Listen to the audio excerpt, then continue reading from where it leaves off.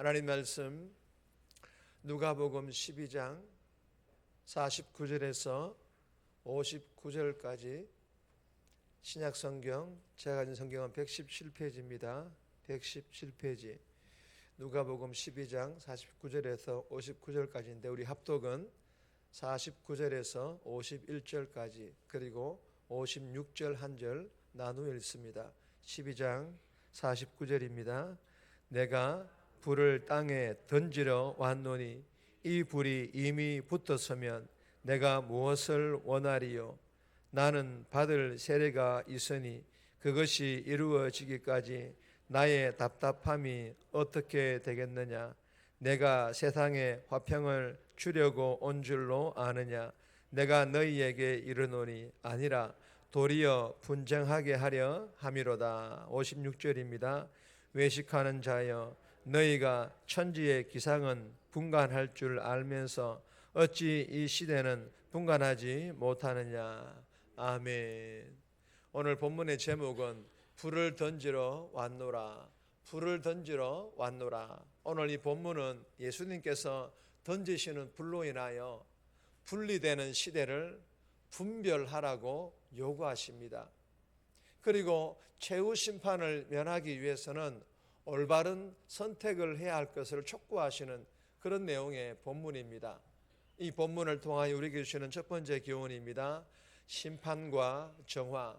심판과 정화. 예수님께서는 심판하러 오시려 그리고 정화하려 오셨다라는 그런 교훈입니다. 49절에서 50절까지인데 49절 말씀 보시면 내가 불을 땅에 던지려 왔노니 이 불이 이미 붙었으면 내가 무엇을 원하리요? 여러분, 내가 불을 땅에 던지려 왔노니, 여러분, 예수님께서 불을 땅에 던지려 오셨다라는 이 말씀이 무슨 말씀일까요? 예수님께서 불로 세상을 심판하시고 불로 세상을 깨끗하게 정화하시겠다라는 그런 말씀입니다. 그러므로 예수님께서 이 땅에 던지시는 이 불은 두 가지 뜻을 가지고 있지 않습니까? 첫 번째는 심판이라는 뜻이고 두 번째는 정화라는 뜻입니다. 여러분, 이 심판이라는 뜻은 불로 태워 소멸하는 심판을 말하며 정화라는 뜻은 불로 더러운 것들을 태워 깨끗하게 정화한다라는 그런 뜻입니다. 예수님께서는 이 두 가지의 목적을 위해 이 땅에 오셨습니다. 우리는 이 사실을 알고 또 확실하게 믿어야 합니다. 그리고 2절에 보면 세례가 있으니, 여러분, 이 세례라는 말씀을 예수님께서 말씀하시는데 이 세례의 영적 의미는 예수님께서 베푸실 십자가의 사랑, 즉 십자가의 세례를 의미합니다. 예수님께서는 자신이 이 십자가에서 모든 인류의 죄를 대신 지시고 죽으심으로 모든 죄인들의 죄를 사하여 주시기 위해, 즉 정화하여 주시기 위해 육신을 입고 이 땅에 오셨습니다. 그리고 예수님께서는 성령을 회방하는 자들, 즉 하나님을 떠난 자들이나 예수님을 믿지 않는 자들을 불로 심판하여 지옥불에 던지기 위하여 재림, 즉 예수님께서 다시 오실 줄 또한 믿으시기를 바랍니다. 사랑하는 여러분, 주시는 교훈이 무엇입니까? 예수님께서는 불로 태워 소멸하시는 심판을 받지 않도록 우리가 날마다 거룩한 회개의 습관으로 연약하여 짓는 죄를 날마다 회개하기를 바라십니다. 그리하여 예수님의 보혈의 피로 깨끗하게 정화되어 날마다 거룩한 삶 살아갈 수 있기를 주님의 이름으로 축복합니다. 두 번 주시는 교훈입니다. 분쟁을 종식하라. 분쟁을 종식해야 할 것을 우리에게 교훈합니다. 51절에서 53절까지인데 51절 말씀 보시면 내가 세상에 화평을 주려고 온 줄로 아느냐? 내가 너희에게 이르노니 아니라 도리어 분쟁하게 하려 함이로라. 여러분, 예수님께서 이렇게 말씀하십니다. 평화를 주려고 온 줄로 아느냐? 도리어 분쟁하게 하려 함이로라. 무슨 말씀입니까? 말씀 그대로 화평만이 아니라 분쟁도 줄여 오셨다라는 것입니다. 그러나 이 분쟁은 아무런 의미 없는 그런 분쟁이 아니라 자신들의 욕구를 채우기 위한 분쟁도 아닌 예수님께서 주시는 영적인 의미의 분쟁입니다. 무슨 의미입니까? 여러분, 2장 14절에 보시면 예수님께서 분명히 평화를 주기 위해 오셨다라고 기록을 하고 있습니다. 그러나 죄와 불의에 대하여 타협 없는 예수님의 가르침과 그리고 분명한 삶의 요구, 즉 예수님을 제대로 믿고 제대로 따르라는 이 삶의 요구는 심판과 정화만큼이나 예수님을 제대로 믿고 따르려는 자와 그렇지 못한 자와 그리고 세상 사람들과는 대립적인 분쟁을 낳을 수밖에 없다는 것입니다.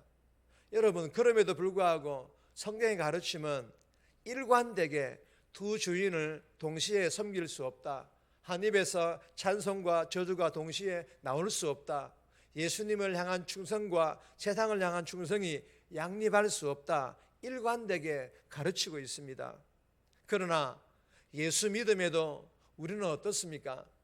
내가 왕이 되기를 포기해야 한다는 이 복음의 요구에 우리는 자신의 기득권을 포기하지 않습니다. 그리고 이러한 요구에 불편함을 느끼며 내 영혼 안에 분쟁이 일어납니다. 사도 바울도 이러한 분쟁이 자신 안에 있다라고 고백하지 않습니까? 심지어 가족마저도 이러한 요구 앞에 분쟁이 생긴다라는 것입니다. 사랑하는 여러분, 주시는 교훈이 무엇입니까? 예수님께서 주시는 분쟁, 즉 예수님을 제대로 믿고 제대로 따르라는 이 요구에 먼저는 우리 영혼 안에 예수님을 제대로 믿고 따르려는 마음과 반대로 내 기득권, 즉 내 육체가 원하는 것을 따르려는 이 마음과 분쟁이, 갈등이 일어날 것입니다. 그러나 예수님만을 섬길 것인가, 또한 세상도 섬길 것인가, 분쟁, 갈등 또한 일어날 것입니다. 그러나 분쟁과 갈등을 종식하고 참된 평화를 원한다면 예수님의 요구, 즉 복음의 요구에 순종해야 될 줄 믿으시길 바랍니다. 저와 여러분들 주신 교훈을 마음판에 잘 새겨서 오늘도 복음의 요구에 순종하여 예수님만을 주인으로 삼고 예수님만을 따르고 예수님께 충성함으로 분쟁과 갈등을 종식하고 참된 평화가 넘치는 내 영혼, 내 가정, 대명교회 즉 영적 공동체로 세워갈 수 있기를 주님의 이름으로 축복합니다. 세 번째 주시는 교훈입니다. 분별하라. 분별해야 할 것을 우리에게 교훈합니다. 54절에서 57절까지인데 56절 말씀 보시면 외식하는 자여 너희가 천지의 기상은 분별할 줄 알면서 어찌 이 시대는 분간하지 못하느냐.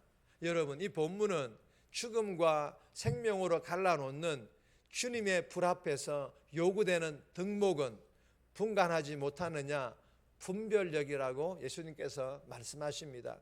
그리고 구름과 바람의 상태를 살펴 기상을 예측하는 그 분별력으로 시대를 분별하고 그리고 영적 분별력을 가지고 영적 세계를 분별할 줄 안다면 사망에서 생명으로 옮김을 받는 하나님의 은혜를 입을 수 있다라고 예수님께서 말씀하십니다. 여러분, 구약의 선지자들이 예견한 시대가 예수님께서 오셔서 불을 던져 세상을 심판하고 정화하는 그 시대가 이미 이르렀습니다. 로마서 12장 2절 말씀입니다. 다 같이 읽겠습니다. 너희는 이 세대를 본받지 말고 오직 마음을 새롭게 함으로 변화를 받아 하나님의 선하시고 기뻐하시고 온전하신 뜻이 무엇인지 분별하도록 하라. 아멘. 주신 교훈을 마음판에 잘 새겨서 이 새벽에 주시는 말씀과 기도를 통하여 성령께서 주시는 지혜로 하나님의 뜻과 내 뜻, 즉 세상의 뜻을 잘 분별하여 하나님의 뜻을 이루어가는 그런 복된 삶 살아갈 수 있기를 주님의 이름으로 축복합니다. 네 번째 주시는 교훈은 제목만 읽습니다. 지금이 기회입니다. 지금이 기회라는 것입니다. 지금이 은혜 받을 기회, 지금이 구원받을 그런 기회라는 것입니다. 58절에서 59절까지인데 개인적으로 꼭 다시 한번 묵상하시기 바랍니다. 정리합니다. 심판받지 않도록 날마다 거룩한 회개의 습관으로 연약하여 짓는 죄를 회개하고 복음의 요구에 순종하여 예수님만을 제대로 믿음으로 분쟁을 종식하고 참된 평화가 넘치는 내 영혼, 가정, 대명교회로 세워가게 해달라고 이 새벽에 주신 말씀과 기도로 하나님의 뜻과 세상의 뜻을 잘 분별하여 오늘도 하나님의 뜻 이루어가는 삶 살아가게 해달라고 기도하며 오늘 하루 살아갈 수 있기를 주님의 이름으로 부탁드립니다.